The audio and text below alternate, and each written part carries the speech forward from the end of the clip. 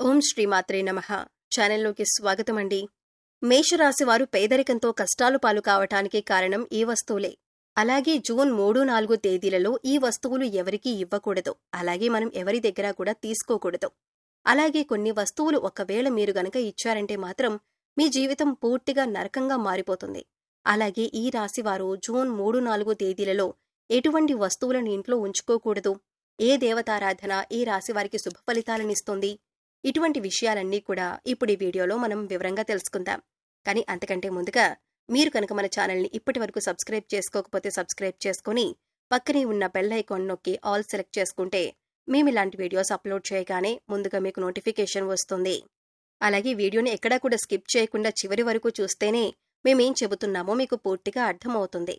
ఇక వివరాల్లోకి వెళ్ళిపోతే ఈ రాశివారు ప్రతీదీ కూడా వీరి జీవితంలో పోటీగా తీసుకుంటారు. అలాగే ఈ రాశివారి జాతకం పరిశీలించినట్లయితే కనుక వ్యాపారంలో చక్కగా రాణించే అవకాశాలైతే ఈ రాశివారికి ఎక్కువగా ఉన్నాయి. వీరి ఆలోచనలను ఎవరితోనూ పంచుకోరు. ఇక ఈ రాశివారు ఉద్యోగ జీవితంలో కూడా అంచెలంచెలుగా అభివృద్ధి పథంలో ముందుకు దూసుకువెళ్తారు.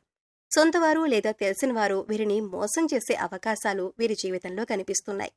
అతి దగ్గర స్నేహితులు కావచ్చు, ప్రాణమిత్రులు కావచ్చు, లేదా చుట్టుపక్కల వారు కానీ బంధువులు కానీ ఈ విధంగా ఎవరైనా సరే వీరి పట్ల వారి జీవితంలో కోలుకోలేని దెబ్బతీసే అవకాశం ఉంటుంది. ఈ రాశివారు వీళ్ళని నమ్మి మోసపోవటం అనేది ఖచ్చితంగా జరుగుతుంది. అందుకని వీరిని నమ్మకుండా ఉంటేనే చాలా మంచిది అని చెప్పుకోవచ్చు. మీరు మానసికంగా క్షోభకి గురయ్యేటటువంటి అవకాశాలు కూడా మీ జాతకంలో కనిపిస్తూ ఉన్నాయి. అదేవిధంగా మీ సంతానాన్ని అభివృద్ధి పథంలో నడిపించడానికి మీ జీవిత భాగస్వామి ఎంతగానో కృషి చేస్తారు. ఈ విధంగా మంచి చెడు అనే అంశాలు ప్రతి ఒక్కరి జీవితంలోనూ ఉంటాయి. మీ యొక్క జీవిత భాగస్వామి అన్ని అంశాల్లో కూడా మీకు సపోర్ట్ చేస్తారు. అందువల్ల మీకు ఎక్కువగా అనుకూలమైన ఫలితాలు కనిపిస్తూ ఉన్నాయి. ఈ రాశి జాతకం ప్రకారం వీరి జీవితంలో కొన్ని మంచి ఫలితాలు ఉంటే మరికొన్ని చెడు ఫలితాలు కూడా ఉన్నాయి. జీవితం అంటే ఎప్పుడూ సాఫీగా సాగదు. కొన్ని మంచి విషయాలు అలాగే కొన్ని చెడు విషయాలు జరుగుతూ ఉంటాయి. అలాగే ప్రతి మనిషి జీవితంలో మంచి చెడులు అనేవి ఖచ్చితంగా ఉంటాయి. ఈ విధంగా అయితే ఈ రాశివారి జాతకంలో కూడా కనిపిస్తూ ఉన్నాయి. ఈ రాశివారు ఈ వస్తువులను మాత్రం ఎవ్వరికీ అస్సలు ఇవ్వకూడదు. ఒక్కవేళ మీరిచ్చారంటే మాత్రం ఏరి కోరి కష్టాలను కొని తెచ్చుకున్నట్లే అవుతుంది. ఈ విషయంలో మీరు ఖచ్చితంగా జాగ్రత్తలు తీసుకోవాలి. ఈ ఒక్క విషయాన్ని మాత్రం మీరు తెలిసి కూడా నిర్లక్ష్యం చేశారంటే మాత్రం మీరు ఎనలేని కష్టాల పాలవుతారు. కాబట్టి వస్తువుల్ని ఎవరికీ ఇవ్వకండి. అవేంటంటే సుగంధ ద్రవ్యాలు. సుగంధ ద్రవ్యాలంటే మహాలక్ష్మికి ఎంతో ప్రీతికరమైన వస్తువులు.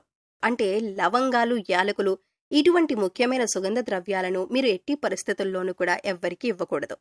మన ఇంట్లో ఏదైనా ఒక వస్తువు లేకపోతే మనం పక్కింట్లో ఉండేవారిని కానీ లేదా ఎదురింట్లో ఉండేవారిని కానీ లేకపోతే స్నేహితులు, ఇరుగు పొరుగు వ్యక్తుల దగ్గర ఆ వస్తువుల్ని తెచ్చుకుంటూ ఉంటాం. ఈ విధంగా కూడా మీరు యొక్క వస్తువుల్ని అస్సలు ఎవ్వరికీ ఇవ్వకూడదు. మీరు మర్చిపోయి కూడా ఎవ్వరికీ ఇవ్వకండి. దీనివల్ల మీరు ఎన్నో రకాల సమస్యలు, ఇబ్బందులు, కష్టాలు మిమ్మల్ని వెంటాడుతూ ఉంటాయి. మీ లక్ష్మీదేవి ఇంట్లో నుంచి బయటికి వెళ్ళిపోతుంది. ఆర్థిక పరంగా కూడా మీరు చాలా అంటే చాలా నష్టపోతారు. కాబట్టి ఈ విషయంలో సుగంధ ద్రవ్యాలను ఎవరైనా మిమ్మల్ని అడిగితే మీరు లేవని చెప్పటం చాలా ఉత్తమం.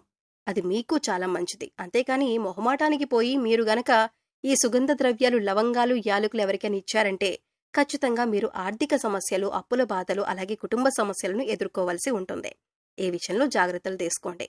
అలాగే ఈ రాశివారు పేదరికం అనుభవించడానికి కారణం ఈ వస్తువులే. మరి వీటిని తీసి వెంటనే బయటపడేయండి. మీ కష్టాలను తగ్గించుకోండి.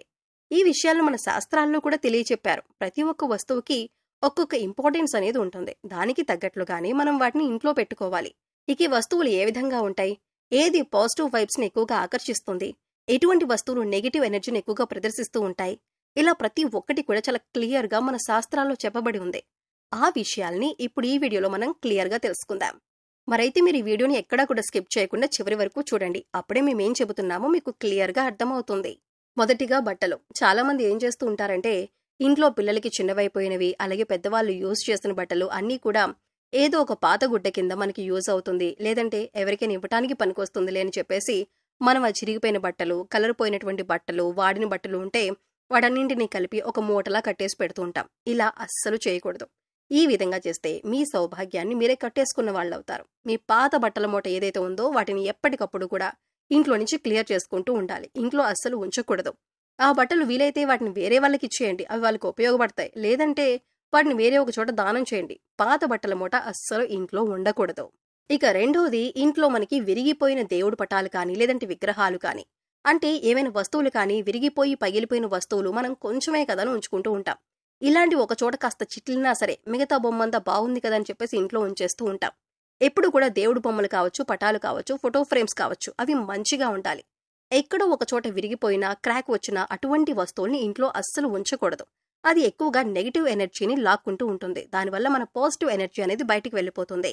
అలాంటివి కనుక మీ ఇంట్లో ఉంటే, ఈ పటాలు కానీ, విగ్రహాలు కానీ ఇలాంటివి ఉన్నట్లయితే మీరు పారే నదిలో వాటిని నిమజ్జనం చేయాలి. అలాగే చాలామంది చేసే తప్పేమిటంటే, ఒకేలాంటి ఫోటోలు కానీ, విగ్రహాలు కానీ 4, 5 రకాలు తీసుకొచ్చి ఇంట్లో పెట్టేసుకుంటూ ఉంటారు. అలా కూడా అస్సలు చేయకూడదు. ఒక దేవతారాధనకు సంబంధించి ఫోటో పూజ గదిలో ఒకటి మాత్రమే ఉండాలి. అలా కాకుండా 4, 5 రకాలు తెచ్చిపెట్టారంటే మాత్రం ఈ రాశి వారికి చాలా అంటే చాలా నష్టం జరుగుతుంది. ఇక నెక్స్ట్ వస్తువు ఏమిటి అంటే, చాలా మంది మిద్దె పైన అంటే ఇంటి మేడ మీద ఎక్కువగా వాడని వస్తువులు కావచ్చు, విరిగిపోయిన వస్తువులు కావచ్చు, పిల్లలు ఆడుకునే బొమ్మలు, ఏ వస్తువులైనా సరే ఇటువంటి వాటిని మనం ఏమీ అవసరం లేదనేసి చాలా మంది టెర్రస్ మీద కానీ లేదంటే ఇంటి పైన కానీ పక్కన పెట్టేస్తూ ఉంటారు. ఇలా కూడా అస్సలు చేయకూడదు. ఇలా కనుక మీరు చేస్తే మీకు ఫైనాన్షియల్ గా చాలా ప్రాబ్లమ్స్ అనేవి వస్తూనే ఉంటాయి. అలాగే ఇటువంటి వస్తువుల్ని ఇంటి పైన కానీ చుట్టుపక్కల కానీ పెడితే మాత్రం పితృదోషాలు కూడా తగిలే అవకాశాలు ఉంటాయి. అలాగే నెక్స్ట్ చాలా మంది తీర్థయాత్రలు చేస్తూ ఉంటారు. లేదంటే వాళ్ళ చుట్టాలు కానీ ఫ్రెండ్స్ కానీ ఎవరైనా కానీ తీర్థయాత్రలకు వెళ్లి వస్తూ ఉంటారు. వాళ్ళు దిష్టికి సంబంధించిన ఏమైనా దారాలు కానీ, మెడలో కట్టుకునే తాయెత్తులు కానీ, ఉంగరాలు కానీ తెచ్చిస్తూ ఉంటారు. అంటే ఈ మధ్య కాలంలో చాలా రకాల కలర్ స్టోన్స్ ఉంగరాలు అనేవి వచ్చేస్తున్నాయి. ఇటువంటివన్నీ కూడా దేవుడి గదిలో పెట్టి తర్వాత వేసుకుందామని అనుకోవటం, లేదంటే పిల్లలకు వేస్తామని చెప్పి వాటిని తీసుకొచ్చి ఇంట్లో స్టోర్ చేస్తూ ఉంటారు. అలాంటివి అస్సలు చేయకూడదు. ఎప్పుడు కూడా వాళ్ళిచ్చారు వీళ్ళిచ్చారని చెప్పి ఆ స్టోన్స్ ని మనం ఇంట్లో పెట్టుకోకూడదు. ఎందుకంటే ఒక్కొక్క స్టోన్ ఒక్కొక్క దానికి ప్రత్యేకం. ఒక్కొక్క స్టోన్ ఒక్కొక్క దానికోసం పనిచేస్తూ ఉంటుంది. అందుకే అన్ని తెచ్చి ఇంట్లో పెట్టుకోకూడదు. అలాగే పుణ్యక్షేత్రం నుంచి తెచ్చారని చెప్పేసి వాటిని ధరించడం వంటి పనులు అస్సలు చేయకండి. ఇలా చేస్తే కనుక మీకు చాలా ఎక్కువ నెగిటివ్ వైబ్స్ అనేవి వస్తూ ఉంటాయి. అలాగే చాలా మంది చేసే ఇంకా తప్పులు ఏంటంటే, విరిగిపోయిన గిన్నెలు కావచ్చు, లేదా కొంచెం చిట్లని గిన్నెలు కావచ్చు, ఇంట్లో వస్తువులు కావచ్చు, విరిగిపోయిన గ్లాసులు కానీ, ఎవరైనా సరే ఇందులో ఆహారం పెట్టినా కానీ, ఆహారం వండినా కానీ వస్తువుకు సంబంధించిన దోషాన్ని కలిగిస్తుంది. కాబట్టి ఎప్పుడు కూడా అటువంటి విరిగిపోయిన వస్తువుల్ని, పాత్రల్ని కూడా అస్సలు వాడకూడదు. కాస్ట్లీ కదని చెప్పేసి కూడా అటువంటి ఖరీదైన వస్తువుల్ని ఇంట్లో ఉంచుకోకూడదు. అలాగే మనం ఇంట్లో ఎక్కువగా డెకరేషన్ కోసం అని చెప్పి, అందంగా ఉండటం కోసం అని చెప్పి బయట నుంచి కొన్ని బొమ్మలు తెస్తూ ఉంటారు. అందులో ముఖ్యమైనవి తాజ్‌మహల్ ఫోటోలు, పడవ నీళ్లలో వెళ్తున్న సింగిల్ పడవ ఫోటోలు, ఇటువంటి ఫోటోలు, అలాగే ముళ్లకు సంబంధించిన సీనరీస్ ఫోటోస్ కానీ పెడుతూ ఉంటారు. అదేవిధంగా జంతువుల ఫోటోస్ కూడా పెడుతూ ఉంటారు. ఇలాంటివన్నీ ఇంటి షోకేస్ కోసం అని చెప్పేసి తీసుకొచ్చేస్తూ ఉంటారు. కానీ ఇలాంటి విగ్రహాలను కానీ, లేదంటే ఫోటో ఫ్రేములను కానీ, ఇటువంటి చిన్న చిన్న గిఫ్ట్ ఆర్టికల్స్ని కానీ మనం ఇంట్లో ఉంచుకోకూడదు. ఒకవేళ తాజ్‌మహల్ని కూడా ఉంచుకోకూడదు మనం. ఎందుకంటే అది ఎప్పటికైనా సరే ఒక సమాధి అనే విషయాన్ని మనం గుర్తుపెట్టుకోవాలి. సో ఇటువంటి వాటిని కూడా ఎవరికి ఇవ్వకూడదు. అలాగే మనం కూడా తెచ్చుకోకూడదు. ఇక చాలా మంది చేసే అతిపెద్ద తప్పు ఏంటంటే, అల్మరాలో బట్టలు, నగలు, డబ్బులు, ఇంపార్టెంట్ డాక్యుమెంట్స్ ఇలా ప్రతి ఒక్కటి కూడా పెడుతూ ఉంటారు. అల్మరా అంటే సాక్షాత్తు లక్ష్మీదేవి. లక్ష్మీదేవి వచ్చి దాంట్లో నివసిస్తుందని భావిస్తూ ఉంటాం. అలాంటి అల్మరాను ఎంతో నీటిగా పరిశుభ్రంగా ఉంచుకోవాలి.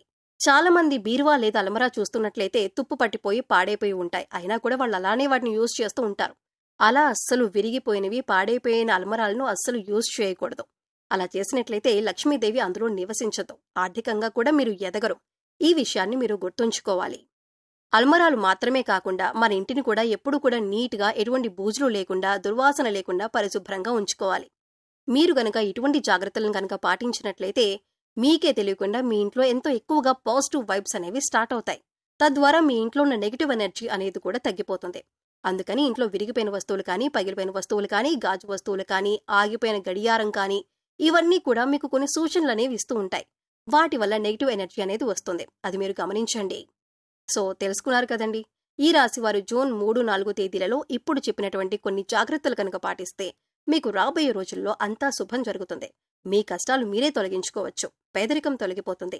అలాగే ఈ రాశి వారు ఎప్పుడు కూడా మీ ఇష్టదైవ నామస్మరణ చేసుకుంటూ ఉండండి. ఖాళీ సమయంలో దైవనామస్మరణ చేసుకుంటూ ఉండటం వల్ల మీకు పాజిటివ్ ఎనర్జీ అనేది పెరుగుతుంది. ఎందుకంటే కలియుగంలో కేవలం దైవనామస్మరణ చేసినంత మాత్రాన ఎంతో పుణ్య ఫలితాన్ని పొందుతారని పండితులు వివరిస్తున్నారు. ఈ వీడియో మీకు నచ్చినట్లయితే లైక్ చేయండి. మీ ఫ్రెండ్స్ అండ్ ఫ్యామిలీ మెంబర్స్లో మేషరాశి వారు ఎవరైనా ఉంటే వారితో ఈ వీడియోని షేర్ చేసుకోండి. అలాగే ఇప్పటివరకు మన ఛానల్ని కనుక సబ్స్క్రైబ్ చేసుకోకపోతే సబ్స్క్రైబ్ చేసుకొని పక్కనే ఉన్న బెల్ ఐకాన్ నొక్కి ఆల్ సెలెక్ట్ చేసుకుంటే మేము ఇలాంటి వీడియోస్ అప్లోడ్ చేయగానే ముందుగా మీకు నోటిఫికేషన్ వస్తుంది. మరో చక్కటి వీడియోతో మళ్ళీ కలుద్దామండి. ఓం శ్రీమాత్రే నమః.